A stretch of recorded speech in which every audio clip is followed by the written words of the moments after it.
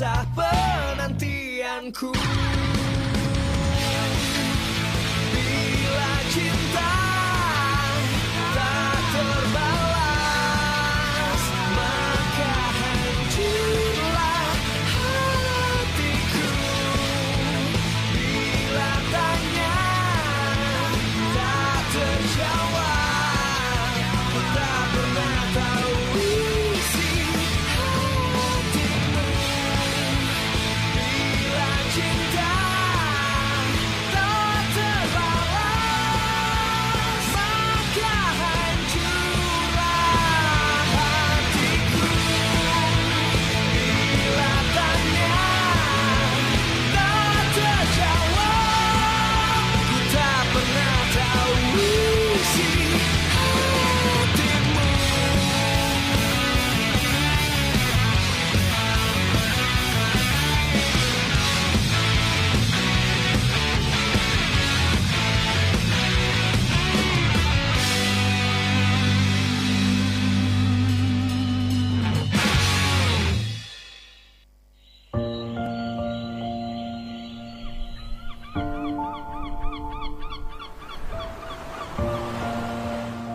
Di luar sana, kita menyaksikan satwa liar menjadi korban perburuan dan korban kekerasan. Dari banyak pihak yang tidak menyadari betapa para satwa ini sangat berarti bagi keberlangsungan bumi. Masih ada sebagian yang terketuk pintu hatinya untuk menyelamatkan dan memperjuangkan hak hidup para satwa. Untuk sesuatu yang tengah terancam, ada cinta yang terpendam begitu dalam. Saya Novi Rofika, saya adalah koordinator komunitas Orang Friends Padang. Panggilan dari hati. Tadinya tuh cuma keinginan aja untuk ikut berkontribusi, berpartisipasi gitu kan, untuk menyelamatkan hutan. Tadinya itu aja. Tapi kemudian satwa terpenting di dalam hutan itu ternyata kan umbrella. Kita kan menyebutnya itu umbrella spesies gitu kan, payungnya gitu. Itu ternyata orang hutan. Jadi kemudian itu yang membuat kayaknya nggak cukup hanya kita tuh peduli tuh keluar-keluar aja gitu, tapi melakukan sesuatu. Jadi aku tuh terus cari jalan gimana caranya supaya aku pengen ikut nyelamatin orang hutan kayak gitu. Aksi-aksi yang udah aku lakukan di Sumbar ya skopnya kebetulan selain mengedukasi tentang orang hutan, aku juga merancang sebuah kampanye untuk perlindungan harimau di Sumatera Barat dengan hashtag Harimau Adalah Minang. Dengan kita menjadi perawat satwa nih misalnya gitu kan, atau perawat orang hutan, itu kan kita kan sudah kayak yang melawan arus ya. Kita banyak melakukan perubahan mungkin dalam diri gitu kan. Di zaman sekarang yang orang tuh senangnya kerjanya nyaman, ruangan ber-AC, settle, dandan oke gitu kan. Kita mah nggak pernah mikir yang kayak gitu kan. Tinggal di hutan, nggak ada lampu, nggak ada listrik, malah itu lebih enak gitu loh, enak banget gitu kan. Jadi orang yang merdeka. Menantang kita kayak gitu. Sanggup nggak kita berbulan-bulan hidup di hutan ya kan, ngurus orang hutan gitu, tinggal di camp yang tidak ada listrik dan sinyal gitu. Itu sih Tante. Semakin jauh aku menjangkau, semakin kelihatan dan semakin tahu gitu. Ternyata masih banyak yang nggak tahu gitu loh, orang hutan itu apa sih, bentuknya kayak mana sih gitu, ngapain sih kita nyelamatin orang hutan gitu. Dan itu ya miris sih gitu kan. Padahal di Sumatera orang hutan juga ada gitu kan, dan nggak kenal. Nah itu yang highlightnya itu.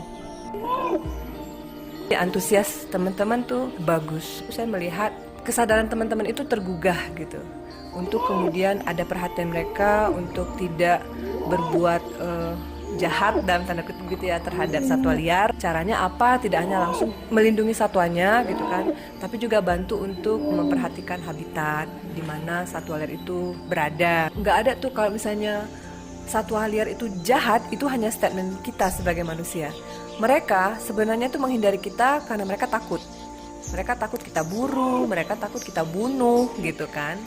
Nah sebenarnya basically itu satwa liar pemalu, termasuk orang hutan. Jadi bertemu manusia dia akan sembunyi. Kalaupun kemudian dia melakukan aksi-aksi yang agresif, itu lebih ke bentuk dia tuh mempertahankan diri. Bisa jadi dia pernah merasa terganggu atau diganggu. Nah kemudian itu yang membuat mereka takut sama manusia gitu, sehingga mereka melakukan tindakan-tindakan yang agresif. Jadi perlakukan dia tuh kayak manusia gitu. Ajak aja ngobrol. Mereka cerdas, mereka tuh punya kemampuan meniru gitu kan, mencontoh. Jangan sekali-sekali ngerasa punya hobi melihara satwa liar. Biar dibilang kece, gaya, itu nggak keren. Sama sekali tidak mengedukasi. Lindungi mereka. Gerak-gerik mereka memang tidak banyak dilihat orang. Karena yang mereka lakukan adalah tulus berjuang agar satwa-satwa liar tetap bisa hidup, tumbuh, dan berkembang.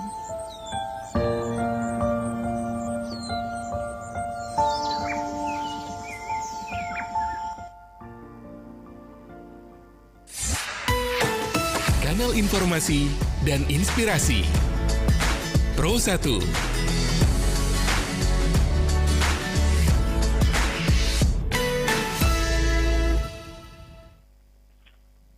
Ya, baik. Terima kasih pendengar masih bersama kami di acara Ngopi Steng di kesempatan pagi hari ini. Senang sekali saya Diki yang akan terus menemani Anda, memandu Anda hingga di formasi pukul 9 waktu Indonesia Barat. Baik, pendengar, tentunya selamat pagi untuk Anda yang baru saja bergabung di kesempatan pagi hari ini. Dan kita berbicara terkait dengan dunia tari yang mana kalau misalnya kita melihat sejauh ini tari ini memiliki beberapa model dan referensi ya, ada tari tradisional, ada tari modern, ada tari kreasi dan lain sebagainya. Baik, dan tentunya pendengar, kita juga akan mengundang beberapa narasumber pagi ini akan kita ajak berbincang terkait dengan dunia tari, dan ini menjadi suatu tren dari masa ke masa ya. Kalau misalnya kita melihat untuk sampai saat ini baik itu di media sosial dan berbagai macam konten kreator juga menghadirkan seni tari, baik itu modern maupun lokal mancanegara dan lain sebagainya. Sejauh ini pendengar, jika kita melihat untuk peradaban dan perjalanan waktu, seni tari ini selalu muncul inovasi-inovasi baru ya, dengan tari kreasi tentunya, dan terkadang ada juga seni tradisional yang di-mix ataupun yang dikolaborasikan dengan seni tari modern.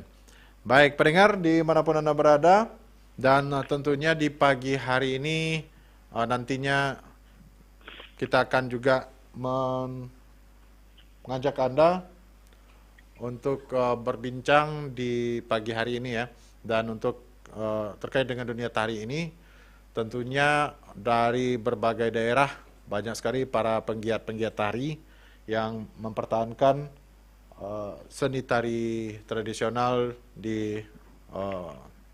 dari waktu ke waktu hingga zaman ke zaman. Baik pendengar, kita akan break dulu sejenak, setelah ini kita akan kembali lagi.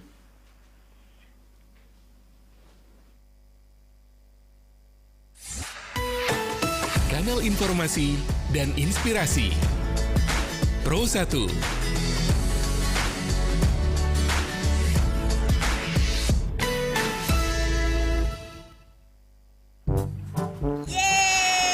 Nyampe juga nih di pantai. Nyebur ah. Buang dulu sampahmu tuh, jangan dibawa ke laut. Alah, palingan nanti ke bawah ombak dia.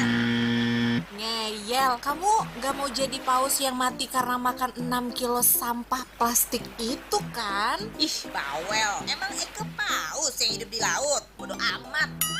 Dibilangin gak mau denger. Apaan sih nih? Aduh, kok ada buku snack sih? Tuh kan, kamu gak harus jadi paus dulu untuk ngerasain keselak sampah waktu nyebur ke laut. Itu kan bungkus snack yang kamu buang tadi.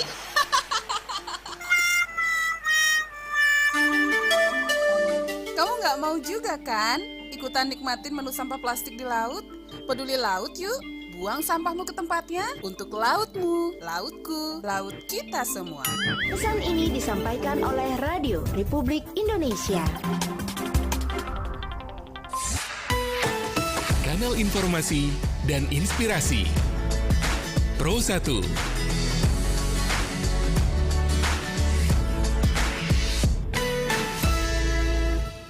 Ya, baik pendengar dimanapun Anda berada, dan selanjutnya kita sudah terhubung dengan Ibu Lani Amrina, salah satu pegiat tari ya. Kita sapa beliau dulu. Assalamualaikum, selamat pagi Bu Lani Amrina. Waalaikumsalam, selamat pagi Bapak Diki. Ya, baik. Bu Lani, jika Iya, Pak. kita berbicara tarian, nah ini banyak sekali yang menjadi pusat perhatian oleh masyarakat ya, baik itu satu Benar, benar. kegiatan ataupun dengan perputaran zaman. Ini seperti apa Bu Lani Amrina melihat sejauh ini untuk kegiatan-kegiatan tari baik itu daerah, nasional ataupun mancanegara, Bu Lani? Silakan Bu Lani. Iya, terima kasih Mas Diki.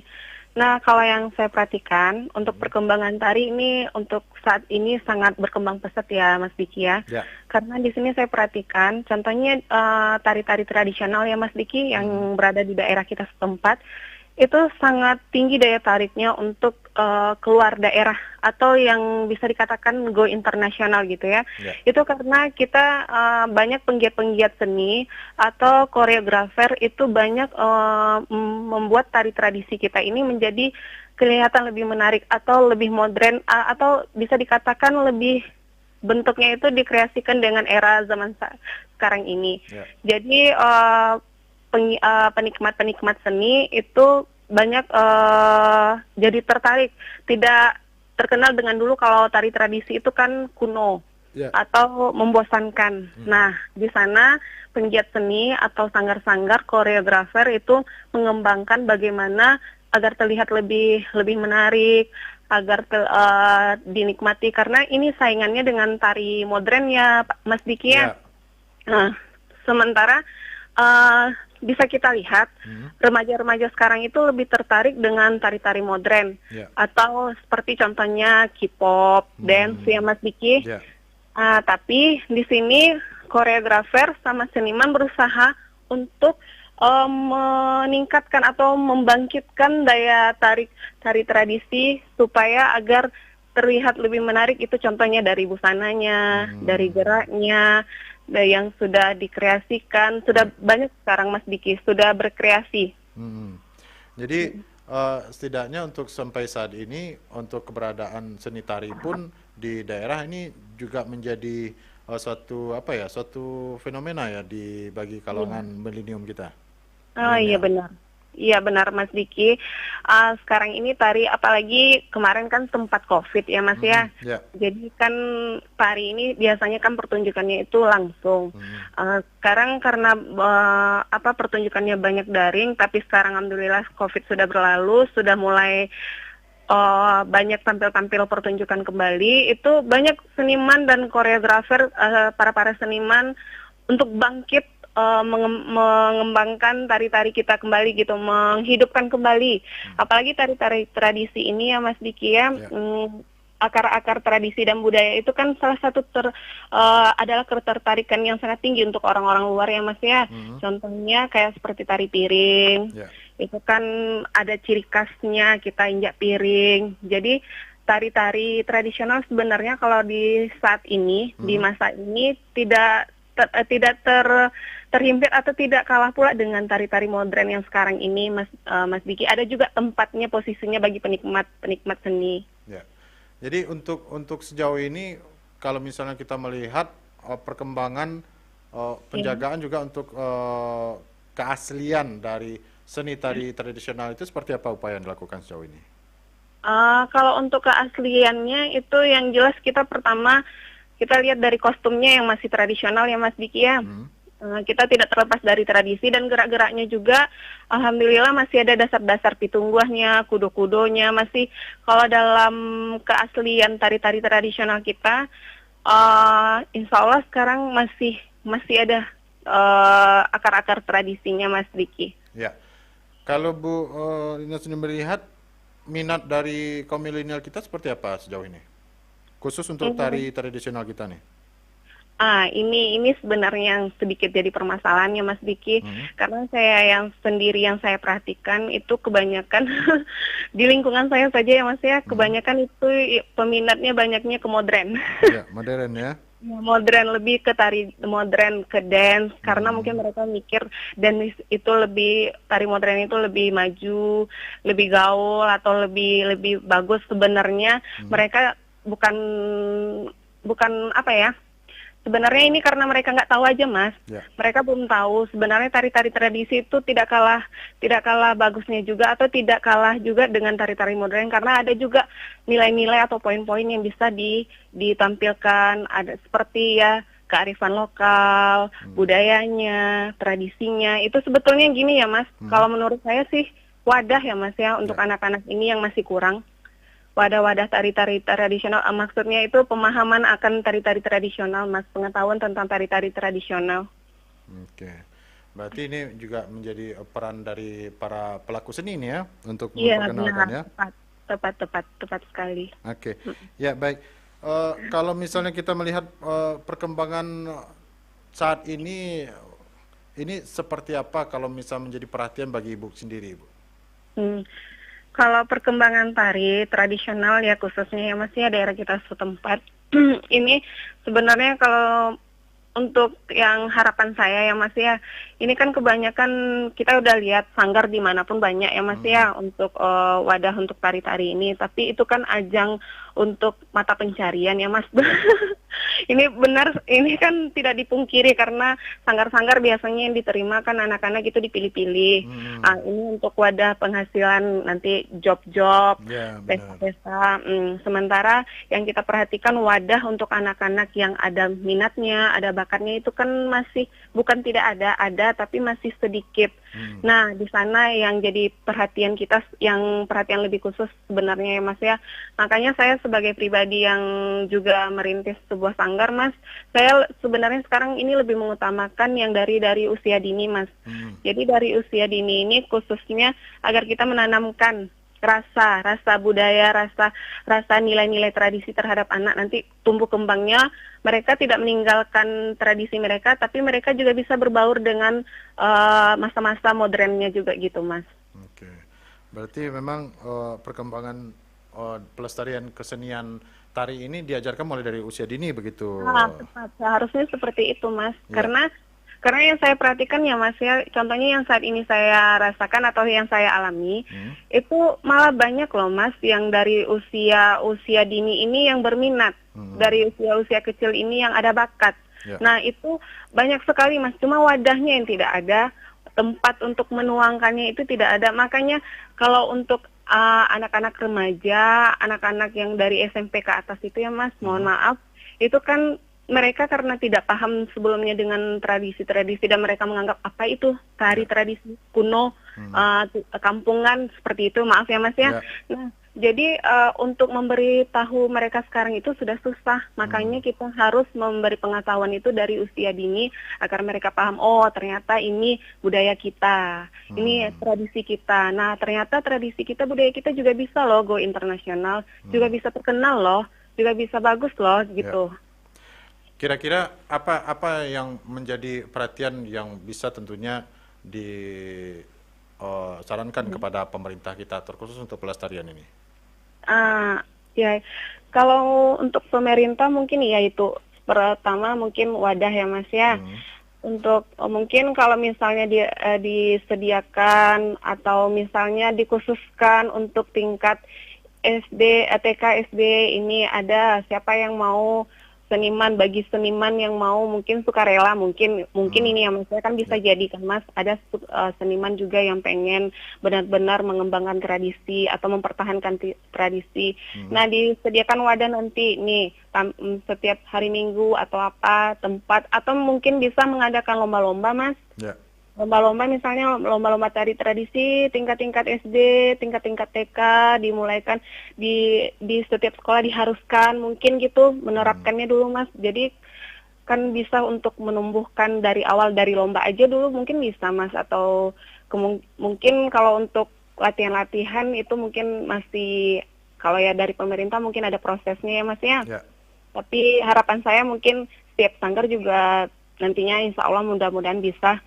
Kalau yang sekarang yang ada jelas itu sanggar kan udah ada juga Mas yang dari usia dini. Oke, baik. Harapan terbesar Ibu sejauh ini, Bu? harapan terhadap tari, Mas. Hmm.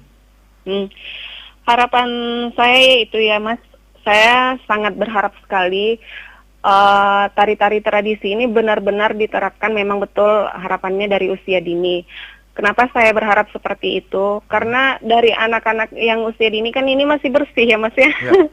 Masih belum ada malah kalau nggak dari usia dini aja udah bisa juga terpengaruh loh, Mas. Karena sekarang banyak TikTok, ini ada video dan lainnya ya, Mas ya, media sosial yang lainnya. Jadi saya berharap juga mungkin memang iya betul dari usia dini lah diterapkan, diajarkan, atau mungkin dari orang tua dulu kita memiliki kesenian tradisi ini atau kita punya budaya ini mungkin ya, Mas ya, seperti itu contohnya. Jadi ya harapan saya itu menyediakan wadah untuk anak-anak kita dari usia dini, karena mereka bisa kita lihat nanti, Mas, itu anak-anak yang usia dini ini banyak yang berminat dan berbakat, dan itu sebenarnya wadah saja lagi yang disediakan untuk mereka. Karena di luar sana, Mas, kalau saya perhatikan, saya kan sering juga melihat media sosial ya, Mas ya. Di luar sana itu, Mas, memang mereka dari usia dini diajarkan. Memang disediakan wadahnya dari usia dini. Jadi mereka paham, jadi mereka sudah besar pun mereka tetap melestarikan budaya-budaya mereka. Seperti itu juga harapan saya yang kita di daerah ini atau di Sumatera Barat terkhususnya ya, Mas ya. Apalagi budaya kita ini sangat kaya ya, Mas. Kearifan kita, kearifan lokal kita, legenda kita, cerita rakyat kita banyak, Mas, yang bisa diwujudkan dalam bentuk karya tari. Banyak yang bisa kita ajarkan ke anak-anak. Ini adalah sebenarnya ini adalah nilai pariwisata di daerah kita loh, Mas. Berarti bisa dikolaborasi ya antara tari dan cerita rakyat atau legenda gitu? Bisa kalau untuk saat ini, Mas. Alhamdulillah tari ini tidak hanya sekarang kalau yang tari tradisional yang sudah ada, Mas. Contohnya Pasambahan, tari piring, tari indang dan yang lainnya ya, Mas ya.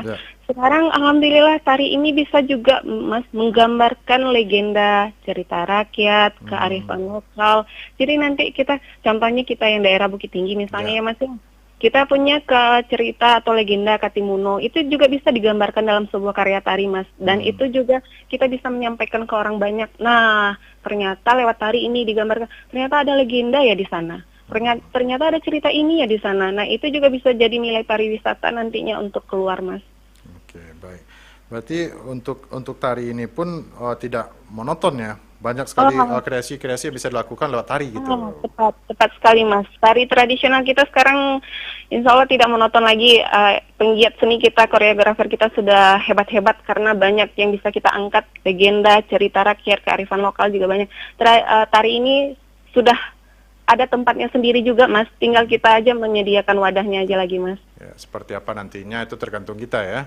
Iya, tergantung kita aja lagi, Mas. Kalau untuk tempatnya tari ini sekarang insya Allah udah ada tempat khusus bagi penikmat seni masing-masing, dan tari tradisional kita memang sudah ada tempatnya, dan alhamdulillah tradisi kita ini memang sudah keluar ya, Mas ya, seperti yang Mas lihat. Tinggal kita melestarikannya aja ke anak-anak kita yang untuk penerus-penerusnya, Mas. Oke, baik. Baik, Bu Lani, terima kasih Bu sudah bergabung bersama kita, Bu Lani Amrina, berbincang masalah terkait dengan tari. Mudah-mudahan kita berharap untuk khusus untuk seni tari tradisional kita tetap terjaga hingga nantinya di anak cucu kita, mereka juga masih mengenal keaslian dari tari-tari tradisional yang ada di Indonesia, khususnya di Kota Bukit Tinggi dan di Minangkabau. Baik, Bu Lani, terima kasih. Assalamualaikum warahmatullahi wabarakatuh. Selamat pagi, Bu Lani Amrina. Selamat pagi, Mas Diki. Waalaikumsalam.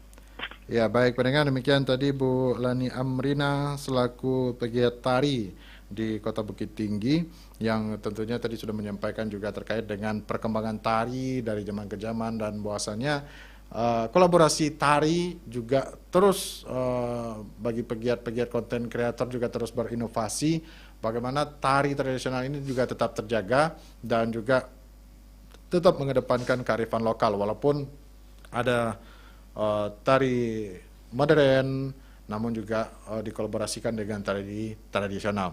Baik, pendengar, kita akan break dulu sejenak. Setelah ini kita akan kembali lagi. Kanal informasi dan inspirasi Pro 1.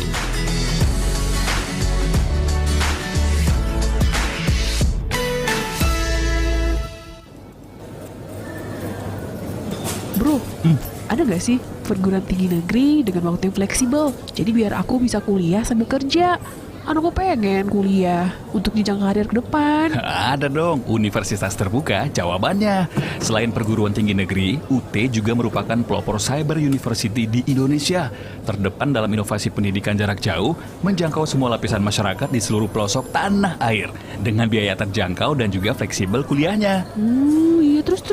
Menerapkan model perkuliahan yang dapat kamu pilih sendiri nih, yaitu online, tatap muka maupun blended, atau gabungan keduanya. Nah, ada 4 fakultas loh, yaitu Fakultas Ekonomi, Fakultas Hukum Ilmu Sosial dan Ilmu Politik, Fakultas Keguruan dan Ilmu Pendidikan, serta Fakultas Sains dan Teknologi. Terus juga lebih dari 35 program studi, jenjang diploma, sarjana, dan pasca sarjana. Dan pastinya terakreditasi A dan B. Bahkan mereka yang belum linear dengan bidang pekerjaannya bisa ambil second degree di Universitas Terbuka. Hanya 3 semester loh, mantap kan? Yang bener. Iya dong. Nah, saat ini Universitas Terbuka ada penerimaan mahasiswa baru nih. Pendaftaran dibuka sampai 7 Februari 2023. Catat ya. Terakhir 7 Februari 2023. Pendaftarannya dilakukan secara online melalui website www.admisi-sia.ut.ac.id. Oke. Terus ada info lebih lanjut nggak sih? Nah, untuk informasi lebih lanjut, kamu bisa kunjungi website Universitas Terbuka Padang di www.padang.ut.ac.id atau bisa juga hubungi melalui nomor telepon 081166011414 atau WA 081215133666. Cek juga dong IG-nya @ut_padang atau bisa langsung datang juga ke alamat Universitas Terbuka di Jalan Bypass kilometer 13 Sungai Sapi, Kecamatan Kuranji, Kota Padang. Widih, lengkap banget infonya. Lengkap kan? Ih, gak diraguin lagi deh. Kalau gitu, aku daftar sekarang. Universitas Terbuka, kuliah oke, sesuai gayamu, karir oke.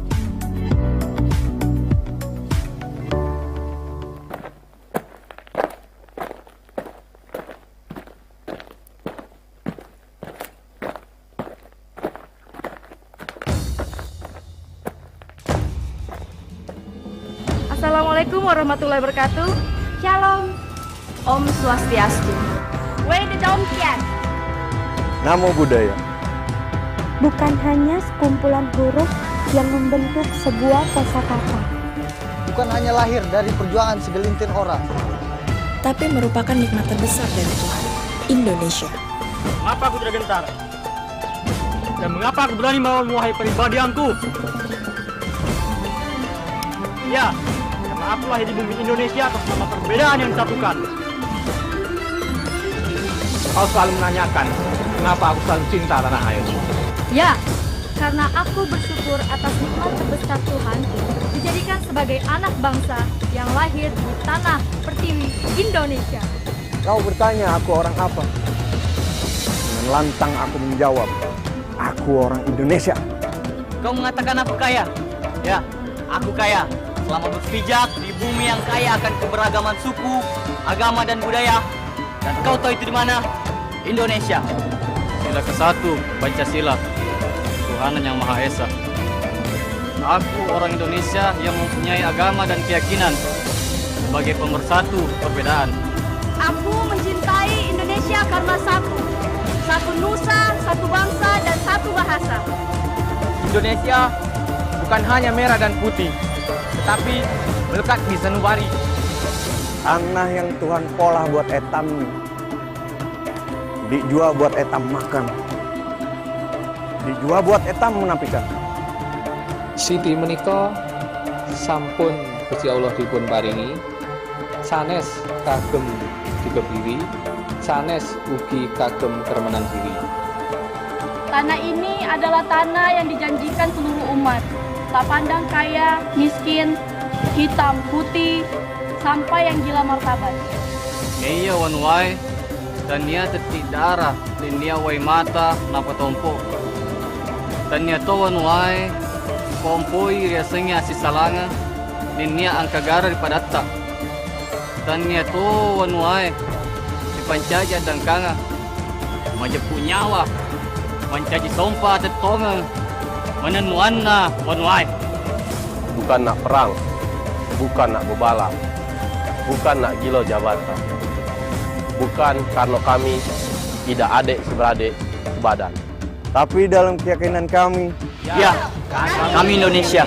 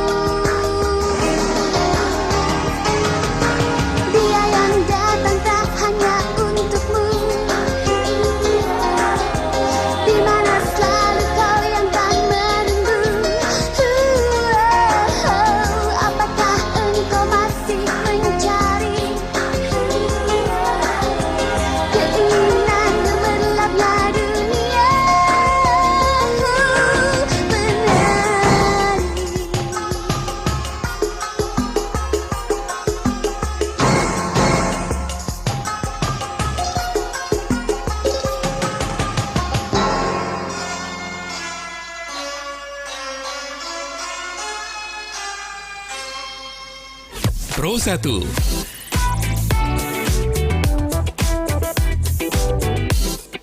Kanal informasi dan inspirasi.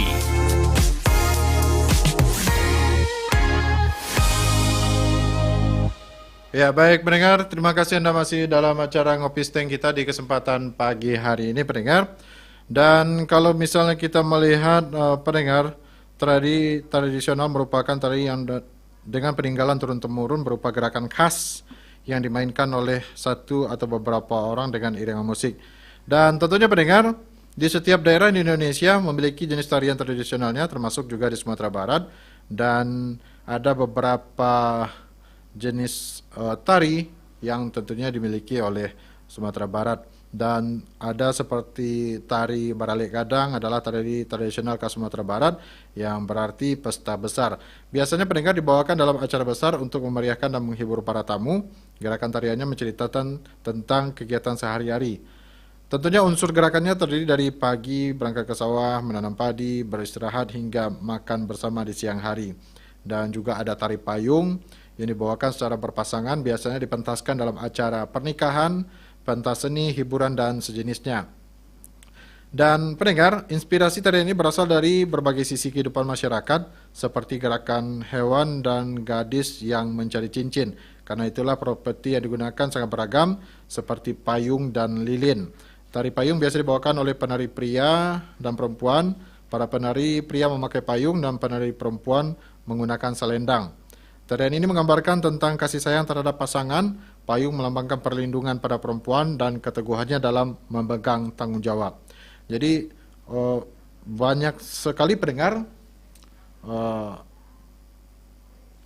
arti dari gerakan-gerakan tari yang tentunya menjadi suatu filosofi dalam satu gerakan tari.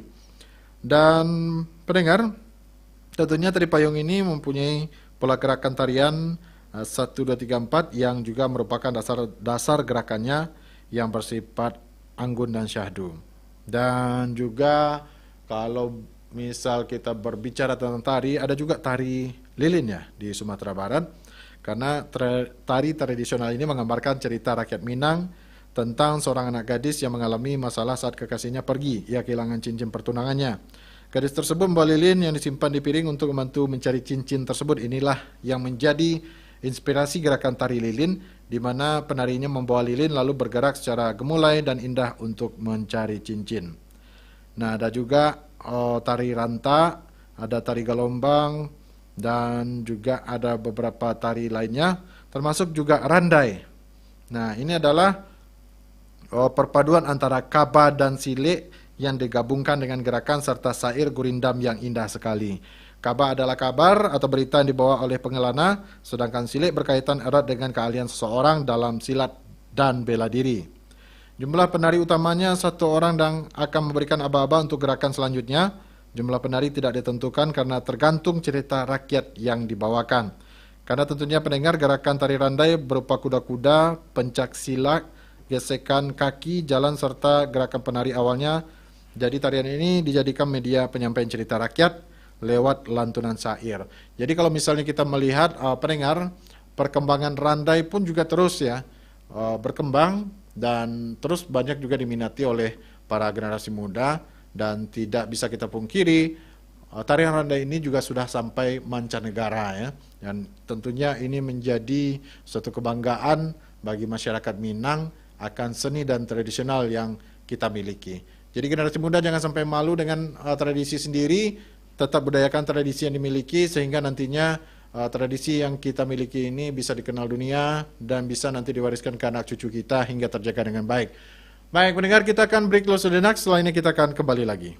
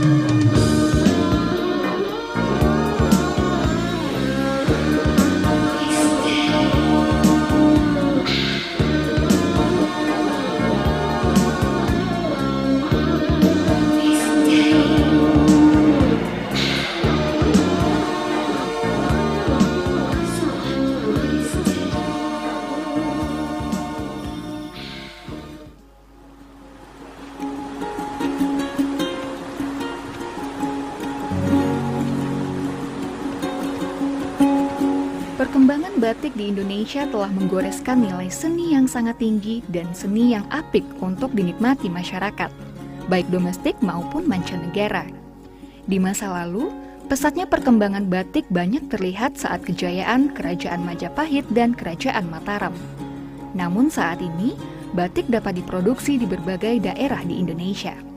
Batik yang kini beredar di pasaran dibedakan atas 3 jenis, yakni batik tulis yang pembuatannya masih manual dan menggunakan canting, batik cap yang pembuatannya masih menggunakan alat cap atau stempel yang sudah terpola batik, dan batik printing yang pengerjaannya mudah, cepat, dan modern.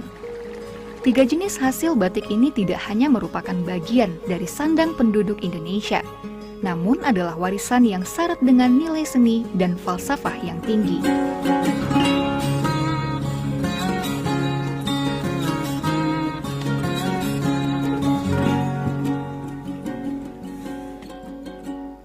Pak titip tole ya. Aku mau ke warung dulu. Beres ya Ina. Walah, Pak malah SMS-an. Pak tidak dengar ada suara nyamuk toh. Cepet ambil obat nyamuk. Kasihan si Tole digigit nyamuk. Nanti kayak si Bu di tetangga kita itu yang kena demam berdarah sampai nggak ketolong, Pak Iya, tapi ini bukan suara nyamuk, Ina. Ini suara nada dering HP-ku. Lagian, kita kan sudah ikuti 3M. Selamatkanlah jiwa Anda dari demam berdarah. Segera atasi dengan 3M. Menguras, menutup, dan menimbun. Iklan layanan masyarakat ini dipersembahkan oleh Puslitbang LPP RRI.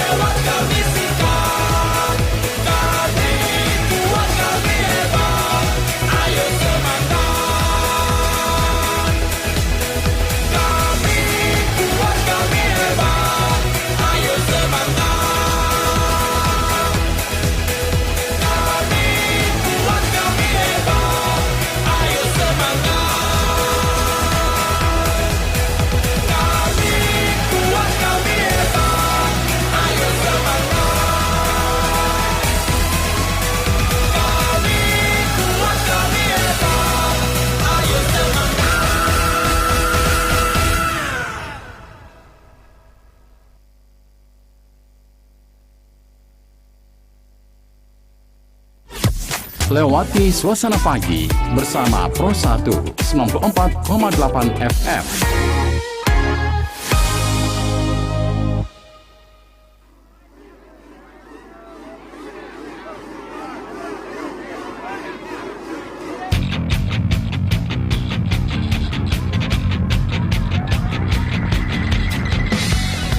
Satu cara telah kulakukan untuk dapat luluhkan hatimu pujaan, dan ku tak tahu diriku seperti apa bila kau terdiam dan tak bicara padaku.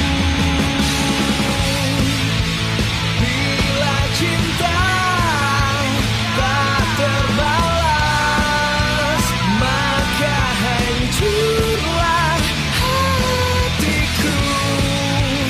Bila tanya tak terjawab, ku tak pernah tahu isi hatimu.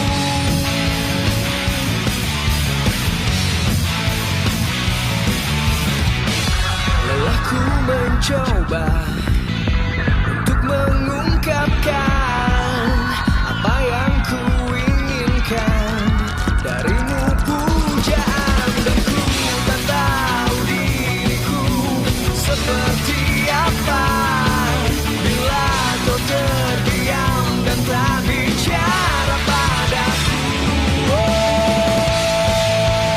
Bila cinta tak terbalas, maka hancurlah hatiku. Bila tanya tak terjawab, ku tak pernah tahu isi hatimu. Pro 1.